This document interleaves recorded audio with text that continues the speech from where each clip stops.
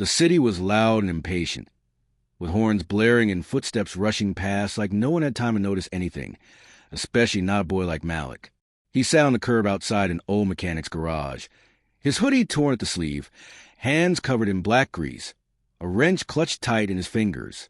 He didn't have a home. Not really. He slept behind dumpsters, beneath awnings, anywhere the rain couldn't find him. But what he did have, what no one could take, was a gift. He understood machines. They spoke to him in rattles, knocks, and whines. That morning, something different rumbled down the street. A sleek black Maybach coasted to a stop across in the garage. The engine stuttered. Malik watched as the driver, a tall man in a crisp gray suit, stepped out, frowning at the hood. People passed by, uninterested, but Malik stood, tucked his wrench in his pocket, and crossed the street. "You got engine trouble," he said, wiping his hands on his jeans. The man turned, raising an eyebrow. "I assume that's obvious." Malik nodded once, popped the hood. The man hesitated. Malik wasn't much to look at, skinny, dirty, with eyes too sharp for his age. But there was something steady in the way he stood, like he'd done this before. The man sighed and hit the hood release. Malik stepped in without another word. Within seconds, he was inside the heart of the machine, fingers flying like he was born for it. The driver watched in silence as Malik adjusted a belt, tightened connection, and restarted the engine. It purred. Not just started, purred. "How old are you?" the man asked. 16. "And who taught you that?" "No one," Malik said, closing the hood with a quiet thunk. "Just figured it out." The man stared at him for a long moment, then got back in the car and drove off. "No thank you. No tip. Just gone." Malik turned back toward the curb, already forgetting the man's face. He'd fixed dozens of cars for people who barely noticed him. Just another ghost in the city. He didn't know that today, finally, someone had. And that man wasn't just anyone. He was Donovan Black. And this was the beginning of everything. Donovan Black tugged at his perfectly knotted tie as he stood outside his idling Maybach. Eyes narrowed on the figure who had just closed its hood. The boy. Filthy overalls, grease-streaked face, and hands that looked as if they'd never known soap. Moved with quiet confidence. Donovan felt an unexpected pang of curiosity. He leaned into the open window of his car. "What's your name?" he asked, voice measured and calm, though inside something clicked. "Malik." Came the reply, soft yet steady, as if the boy had rehearsed it 1,000 times. His gaze lifted to meet Donovan's, and for a split second, the world slowed. A pair of piercing brown eyes, unflinching, no hint of fear or deference. Donovan could see the lines of focus. Malik's mind mapping the engine components even as he answered. It was more than skill. It was instinct. "Where did you learn to fix engines?" Donovan prodded, half expecting a shrug or some mumbled "around the block." But Malik simply said, "I fix what I see." No one had ever given Donovan such an honest answer. He watched the boy turn back to drop his wrench into an old toolbox resting by the garage's entrance. Every movement was deliberate, efficient, like he was conserving energy for something important. Behind them, the city's rush continued uninterrupted. Cars honking, vendors shouting, pedestrians weaving. Yet Donovan felt strangely detached. How had a kid this young come to know automobiles this well? And more importantly, why was no one else noticing? Most passers-by treated Malik as background noise, another street urchin. But Donovan's instincts, honed by decades of business negotiations, told him this boy was different. He reached into his pocket and pulled out a crisp $20 bill, slid across the car seat, and called out, "Take this. Grab something to eat." Malik glanced at the money as if it burned in his hand.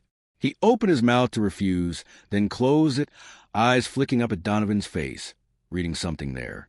Reluctantly, Malik picked up the bill.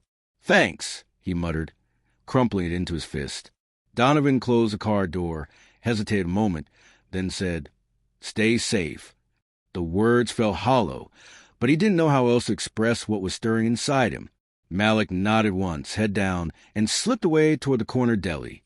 As the Maybach pulled away, Donovan stared back at the garage. A heavy feeling settled in his chest. responsibility, maybe, or the faintest hint of hope. He thought of the world he built. Gleaming showrooms, luxury deals, bottom lines. But nothing here had ever felt as valuable as that moment when a stranger's talent shone on his driveway. Malik, meanwhile, bought a stale sandwich and warmed himself with a cheap coffee. He didn't know who Mr. Black was, only that the man's eyes had held something unexpected: respect. Malik took a bite, savoring the warmth, and wondered if, for the first time in his life, he might have a chance to escape the clamor of survival and build something real, something lasting. Malik woke before dawn the following day, his stomach growling as morning light filtered through a tattered piece of cardboard propped against a chain-link fence. He rubbed the sleep from his eyes and stretched muscles aching from last night's work on a sputtering scooter. Dust motes danced in the pale light. He'd learned long ago not to trust comfortable nights. Tomorrow's survival always loomed too close. He gathered his tools, 2 sockets, a worn wrench, and a handful of screws tucked into his jacket pocket, and set off toward the garage where he'd been sleeping. Most days, he'd spend the morning scavenging spare parts, hoping someone would hire him to fix a bike or at least slip him a few coins. But today felt different. Like the breeze carried a pulse of anticipation he couldn't ignore. By mid-morning, the alley was already crowded with delivery trucks and taxis weaving between double-parked cars. Malik hustled toward the garage entrance, but he froze when a sleek black SUV rolled to a halt in front of him. The tinted windows reflected the neon storefronts and rusting dumpsters. The engine idling low, it looked like a silent beast waiting for orders. A sharply dressed man stepped out, flipping a gold-embossed envelope in his hand. Malik recognized the suit Donovan Black. His heart thumped as he remembered yesterday's exchange. No name drop, no promise. Just that quiet look of interest, reserved but undeniably genuine. Malik, I presume? Donovan's voice was calm, almost gentle, yet it carried authority. He gestured to the envelope. This is for you. Malik instinctively glanced around. Surely someone was playing a prank? He approached slowly, eyes on the envelope. What is this? He asked, voice low. Donovan held up a hand to silence him. Yesterday you fixed my car. You didn't ask who I was, and you didn't take payment. That honesty and those skills are rare. I'd like to help you, properly help you. I've arranged a place for you to stay, an education, and work in my dealership's garage. You won't have to sleep on the streets anymore. Malik's mind raced. A warm bed? Books? No more scavenging? I don't understand, he whispered, blinking back uncertainty. He glanced at the envelope seal, an elegant DB monogram. Inside was a business card with Donovan's initials and an address in a part of town Malik had never ventured. And don't feel obligated, Donovan added quickly, as if reading Malik's hesitation. If you decide to come, we'll start next week. I want you to learn everything, from engines to management, but the choice is yours. Malik stared at the card as the world around him seemed to blur. The rumble of traffic, the distant shout of a hawker, the clang of tools in the garage. He clenched the card in his fist, feeling its crisp edges cut into his palm. Emotions surged, hope, fear, disbelief, all tangled into a knot in his chest. Finally, he managed a nod. Okay, he said, voice thick. I'll come, but thank you. He didn't know how long it would take for gratitude to feel real. But at that moment, every step toward Donovan's world felt like a step away from survival, and a step closer to something he'd never dared imagine. Malik hesitated at the ornate iron gate that led into Donovan Black's estate. In the past 24 hours, he'd gone from scavenging in alleys to standing beneath manicured hedges and marble facades. His heart raced as a uniformed valet took his worn backpack and ushered him toward a sleek sedan waiting at the circular drive. Inside the car, leather seats smelled of fresh polish, but they also reminded him of everything he didn't have. He closed his eyes, grappling with guilt. Did he deserve this? Who was he to be given a life he'd never known?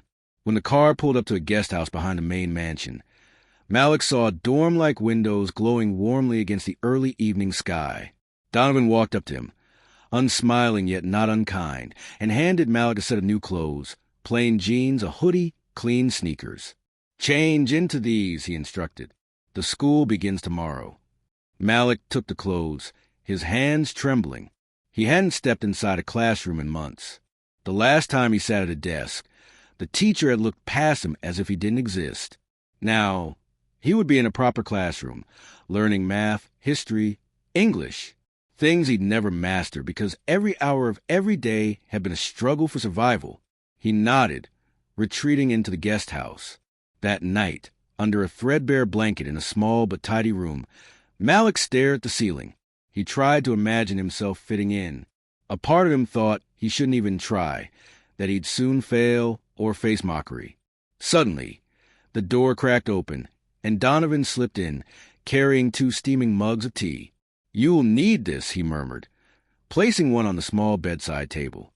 "I know school feels foreign now, but everyone starts somewhere. It's okay to feel scared." Malik nodded, sipping the tea. Donovan sat beside him, his posture stiff yet patient. "Don't let anyone tell you who you are," he said softly. "You already prove your worth under a car's hood. Now, prove in a classroom." Before leaving, Donovan paused at the doorframe. "If it ever gets too hard, come talk to me. No one here will judge you for who you were. We only care who you choose to become." The next morning, Malik walked toward the school building, his steps hesitant, as if each foot must conquer unseen resistance. Classmates eyed his threadbare backpack and the way he fumbled with the lock on his new locker. Inside the classroom, he slid into the last empty seat, cheeks burning as whispers rippled through the rows. Some kids snickered at his accent. Others stared, unsure what to make of him. When the teacher called on Malik to read aloud from a history text, his voice cracked under the stairs. A boy seated behind him snorted, loud enough for half the class to hear. Malik's face flushed crimson. In that moment, every memory of the streets, the laughter he'd heard over broken engines, the night spent shivering, came flooding back, telling him to turn around, leave, and never return. As sweat dripped down his neck, he glanced at the door, and there, in the hallway, stood Donovan. His sharp gaze met Malik's, unwavering. It was as if he silently said, "Do not give up," strength well within Malik, a spark ignited by that wordless confidence. He steadied his breathing and turned back to the lesson, determined not to let one sneer define his future. When the final bell rang, Malik dashed out of the classroom, shoulders shaking. He met Donovan under a maple tree near the parking lot. Donovan handed him a folder containing extra tutoring schedules, offers of mentorship, and a note written in neat script. "Keep going. You belong here." Tears stung Malik's eyes, not from shame, but from a kind of relief he hadn't felt since childhood. For the first time since he'd left the streets, Malik dared to imagine a life beyond mere survival, one in which he could excel, learn, and no longer fear being judged for the grime on his hands.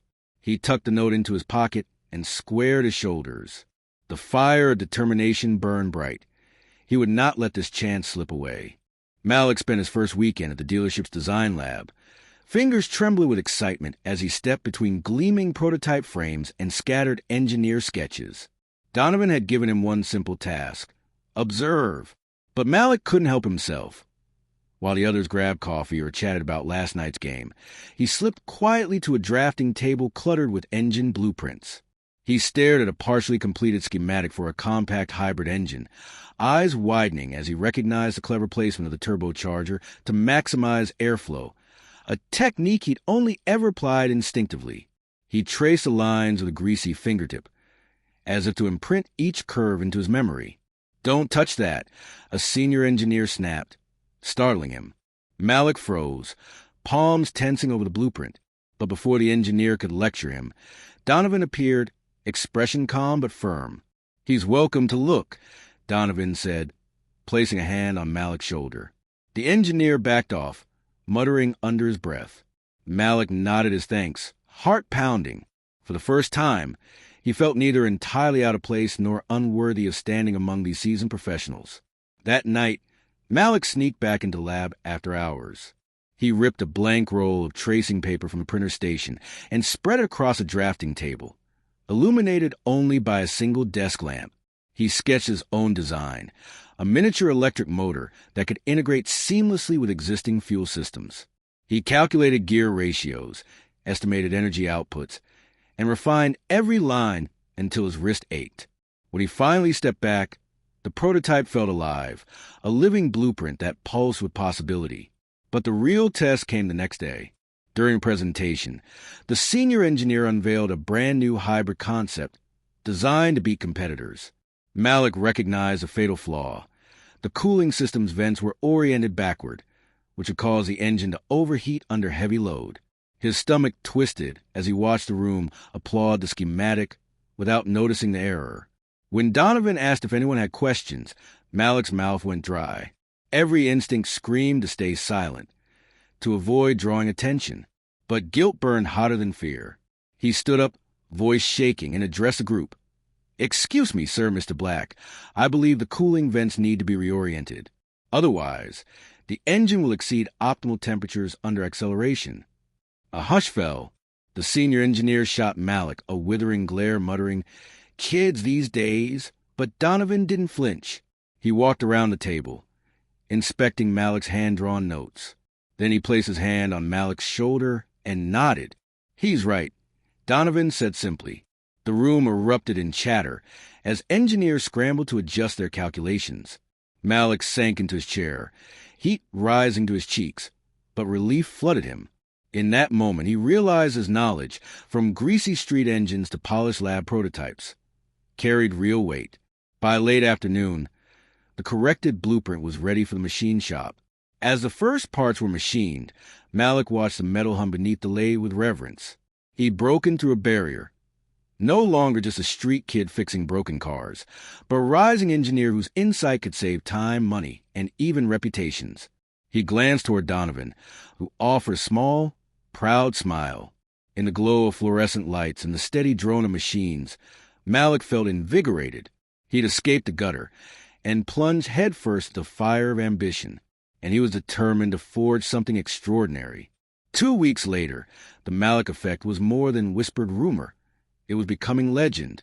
Donovan's dealership buzzed with talk of the street kid who'd outshone seasoned engineers. But not everyone was thrilled.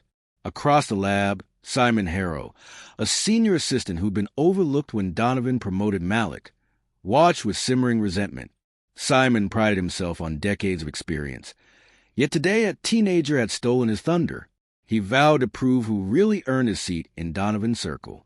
One early morning, Malik arrived in the lab to find his workstation noticeably rearranged. Tools lay scattered, blueprints missing, and a single scrap of paper taped to the drafting table. Not ready for this world.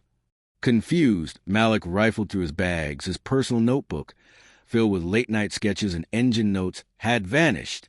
Panic knotted in his chest. That notebook represented months of work. His hybrid drive design, the cooling vent fix, even rough drawings for the genius garage he dreamt of opening someday. Someone had targeted him. Before Malik could react, Simon appeared, feigning concern. "Sorry to see this, kid," Simon drawled, voice dripping pity. "Maybe if you spent less time daydreaming and more time doing actual work, someone wouldn't mess with you." Simon scoffed, tossing a handful of spare fasteners onto the desk. "Here, clean that up. I'm sure you'll need your hands free for more important tasks like sweeping chips off the floor." Stung by the insult but determined not to let himself be derailed, Malik nodded and bent to gather the tools. All morning, he tried to piece back together his stolen designs from memory, but every flash of recall felt incomplete, like a song missing its chorus. He forced himself to focus on the hybrid motor parts pulsing on the machine shop's floor, but his thoughts never strayed far from Simon's mocking smile. By mid-afternoon, Donovan arrived for a routine check. He found Malik hunched over a bench broom, sweeping metal shavings into a dustpan. While Donovan had encouraged humility, this sight unsettled him. "Malik, why aren't you working on your project?" he asked gently, stopping at the bench. Malik flushed under Donovan's gaze.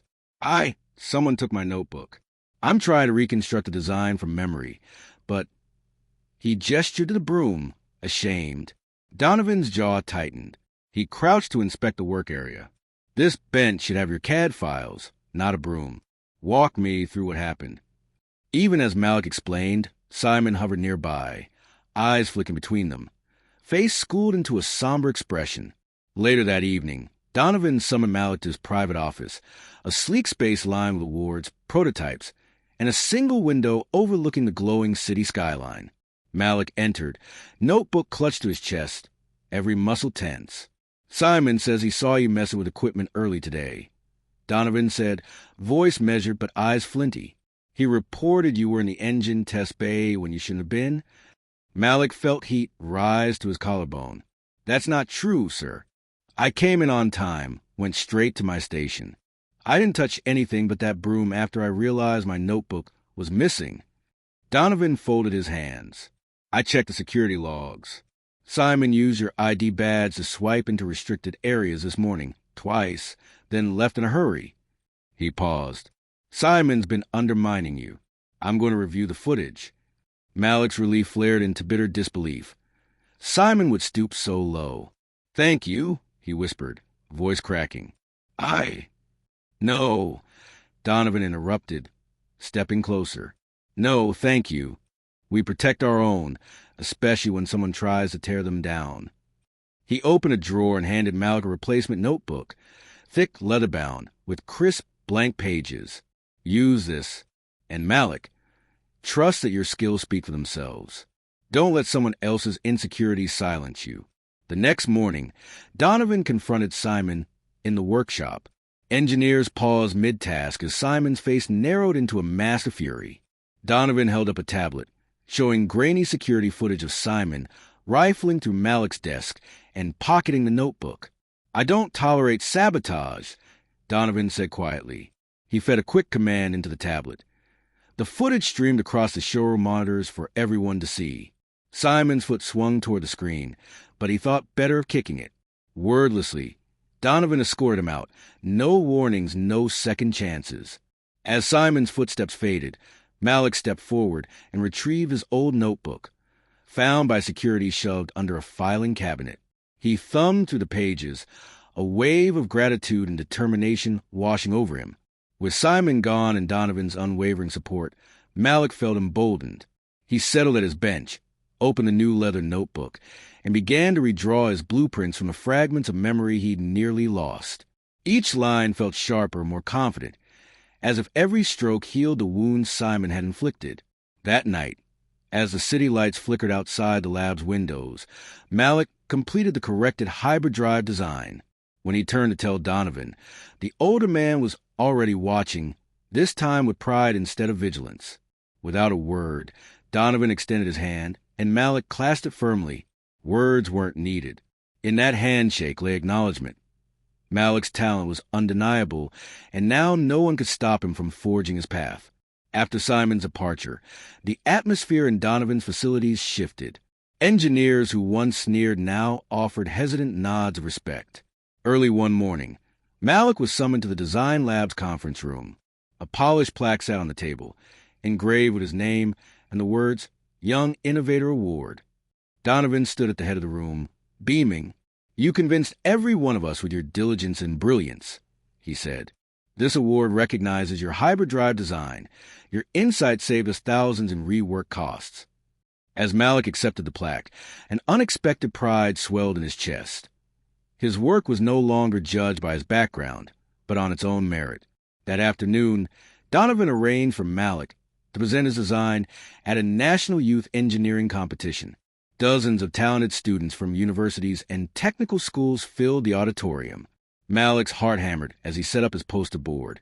Hand-drawn schematics now rendered in crisp digital graphics, annotated with performance benchmarks and environmental impact projections. When it was his turn, he stepped before the judges and spoke clearly. He outlined how his design solved common overheating issues in compact engines, how it integrated seamlessly with electric components, and how it could be scaled for different vehicle classes. Questions came quickly about material costs, safety redundancies, production timelines, and Malik answered each without hesitation. When he finished, the judges exchanged impressed glances, and the audience erupted into applause. In that moment, Malik saw faces light up not with sympathy, but with genuine admiration. 2 days later, the judges announced the winners. Malik's name rang out as the grand prize recipient. Flashes from cameras illuminated his astonished expression as he stepped onto the stage. With the trophy in hand, he scanned the crowd for Donovan, catching his eye and sharing a knowing smile. Back at Donovan's office that evening, the two reviewed plans for the Genius Garage, a foundation that would train homeless and orphan youth in mechanics and engineering. Malik sketched out workshop layouts, curriculum outlines, even recruitment strategies for students with nowhere else to go. Donovan listened closely, offering guidance on budgeting, partnerships, and outreach. As the night deepened and the city lights glimmered outside, Malik realized his journey, once defined by survival, had evolved into something far greater. A chance to rebuild not only engines but lives. Late one evening, Malik found himself standing at the edge of his old neighborhood. The narrow alleys where rickety bicycles once lined the sidewalks, the flickering street lamp under which he slept more nights than he cared to remember. Donovan had insisted he take some time off from the dealership to visit the community where he'd grown up, to ground himself in the roots he'd almost left behind. But Malik knew there was someone waiting for him here. Luis, his best friend from childhood, whose bright laughter had once lifted even Malik's darkest days. Malik's heart pounded as he navigated a familiar maze of crumbling brick buildings and garbage-strewn corners. The city's noise was harsher at night, shouts from a nearby bar, the distant hum of traffic. Yet here, in his old stomping grounds, silence seemed to settle around him like dust. He spotted a ragged figure huddled on the stoop of an abandoned storefront, shoulders shaking not from the cold, but from something deeper. Malnutrition and addiction had hollowed Luis's once vibrant eyes. His clothes hung loose, as if they no longer fit the person inside. "Luis!" Malik called softly. The words felt foreign on his tongue, like a name he'd only spoken in dreams. Luis looked up, confusion flickering into recognition, then pain. "Malik?" His voice cracked, raspy from years of neglect. When Malik knelt beside him, Luis slumped forward, trembling. "Get up," Malik whispered, offering him a clean sweatshirt. "You can't stay out here." He helped Luis to his feet. "Come with me?" Luis's eyes darted around as if searching for a trap. "Why? Why would you care?" he croaked. "Because someone cared enough about me," Malik said, pressing a hand against Luis's arm. "And now it's my turn." The next morning, Malik brought Luis to a small rehabilitation center Donovan had arranged. The building smelled of antiseptic and fresh paint. Nothing like the stench of their old streets. As Luis sat through his first group therapy session, tears rolled down his cheeks, the kind that wash away a lifetime of shame and regret. Over the following weeks, Malik visited daily, bringing homemade sandwiches and notes of encouragement from Donovan. He watched as Luis regained weight, learned to read again, and rediscovered the spark in his eyes. One afternoon, Luis smiled for the first time in months. "Remember when we used to dream of fixing cars together?" he asked, voice trembling with hope. "I remember," Malik replied, squeezing his friend's hand. "And I want you to help me build the Genius Garage. We'll train kids like us, give them a shot at life they never knew they deserved." Luis's grin widened, and for a moment, Malik saw the boy he'd once known, the boy who taught him how to find beauty in broken things. As they walked to the center's garden, the sun dipped low, casting long shadows on the pavement. Malik realized that returning to this place hadn't just been a trip down memory lane. It had been a necessary confrontation with his past. By evening, Luis was enrolled in a vocational program to learn basic mechanics. As they stepped on the bus that carried them back toward Donovan's estate, Malik felt the weight of both relief and responsibility. His journey wasn't just about escaping the streets. It was about giving others a chance to escape too. And as the city lights blurred past the window, he knew that healing old wounds was just as essential as building new engines. The renovated warehouse hummed with energy long before the sun had fully risen. Malik stepped to the front door of the Genius Garage, once a derelict storage space, now transformed into a vibrant workshop filled with workbenches, engine stands, and rows of tool cabinets. Sunlight filtered through large industrial windows, illuminating the freshly painted walls emblazoned with inspiring slogans. "Every problem has a solution, and build your future." Donovan stood at the far end, greeting new volunteers who would help run the program. "First group arrives in an hour," Donovan said, clapping Malik on the back. "Nervous?" Malik forced a grin, though his stomach knotted. He'd spent weeks overseeing every detail, securing donations of scrap engines, writing curriculum outlines, recruiting former mechanics to teach. But today, he would finally stand in front of students who looked up to him not as a loner fixing bikes on the street, but as Teacher Malik, the founder of their new opportunity. Soon, a line of 10 teenagers shuffled into the wide garage doors.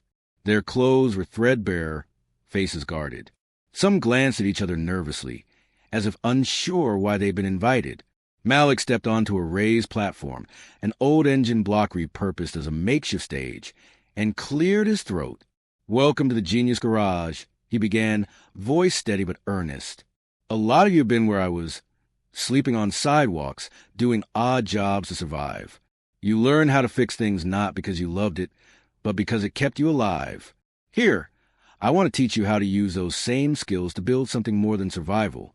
I want to help you build a life." The room stayed silent, eyes fixed on Malik. He walked among them, making eye contact. "We'll start with fundamentals, engine basics, safety protocols, tool handling. Over time, we'll move into advanced design, maybe even robotics or electric vehicles. But most importantly, you'll learn that mistakes aren't failures, they're lessons." As he spoke, his gaze fell on a lanky boy named Tariq, whose worn-out sneakers and nervous posture reminded Malik of himself at 16. Tariq nodded slowly, and a spark of recognition passed between them. Malik felt a surge of hope. This boy could be the next success story. Over the next weeks, the workshop roared to life. Under Malik's guidance, the students disassembled old lawnmower engines, learned to identify worn pistons, and practiced welding under the watchful eyes of volunteer mentors. Laughter and chatter filled the air. Students joked as they shared lunch breaks, exchanged stories of late-night study sessions, and celebrated when a stubborn engine finally came back to life. One afternoon, as Malik circulated among the workbenches, a small group of students gathered around a restored motorcycle engine that they'd rebuilt from parts donated by Donovan's dealership. They were proud, beaming. "Look, Teacher Malik, we did it!" they exclaimed in unison. Malik knelt beside them, running his fingers along the polished metal. "Fantastic work," he said, genuinely awed. "You turned scrap into something that runs, just like turning your challenges into opportunities." As the students cheered and patted each other on the back, Malik realized that the Genius Garage had become more than a classroom. It was a community. He had gone from fixing cars alone on the street to leading a team of young minds eager to learn. In their eyes, he saw not just gratitude, but determination to rewrite their own stories. When the day ended and the last student turned out the lights, Malik stood alone in the silent workshop, tools neatly hung, posters softly illuminated by the setting sun. He traced his hand along a workbench and allowed himself a quiet moment of pride. The machines they built here would not only run on fuel and electricity, but on hope and possibility. Tomorrow, they'd tackle a full engine rebuild. But tonight, Malik closed the garage doors confidently, knowing that every bolt tightened and every lesson learned would propel these kids, and himself, toward a brighter future. The day of the national recognition ceremony arrived in a burst of camera flashes, applause, and polished speeches. Malik stood backstage, adjusting his tie for the first time in years, his reflection in the mirror showing a far cry from the grease-stained boy who once huddled under engines in a back alley. Tonight, he would accept the Beacon of Innovation Award, a symbol not just of his own achievements, but of every life he'd touched through the Genius Garage. As the announcer called his name, Malik took a deep breath and stepped into the spotlight. The enormous auditorium hummed with anticipation. Engineers, philanthropists, government officials, and young innovators filled the seats. He felt Donovan's gaze in the front row, unwavering and proud. Behind him, a banner projected onto the wall read, "From the streets to the stars." Malik's heart clenched at the words, remembering how far he'd traveled from a life defined by survival to one dedicated to uplifting others. When the applause subsided, Malik approached the podium and looked out over the crowd. He cleared his throat. "Thank you," he began, voice steady despite the surge of emotion. "When I was 16, I fixed a broken car engine on a street corner because it was the only way I knew to earn a meal. A man named Donovan Black changed everything by offering me a chance I thought I didn't deserve. He didn't just give me a place to live or a job. He believed in me when I struggled to believe in myself. Tonight, I stand here not only to accept this award, but to honor the countless young people, like the ones of the Genius Garage, who are ready to turn their challenges into opportunities. Murmurs of agreement rippled through the audience as Malik's gaze swept across the auditorium. He shared snapshots of the Genius Garage's first-year highlights, video clips of students disassembling engines, building electric prototypes, and celebrating their certifications. He spoke of Tarek, the shy boy whose eyes had lit up the moment a restored motorcycle engine roared to life, and of Luis, his childhood friend who traded addiction for ambition under Malik's guidance. Each story painted a portrait of resilience personified. In our garage, scrap metal becomes a lesson in perseverance, and broken machines teach us about hope, Malik continued. These students, once invisible to society, now envision careers as engineers, technicians, and innovators.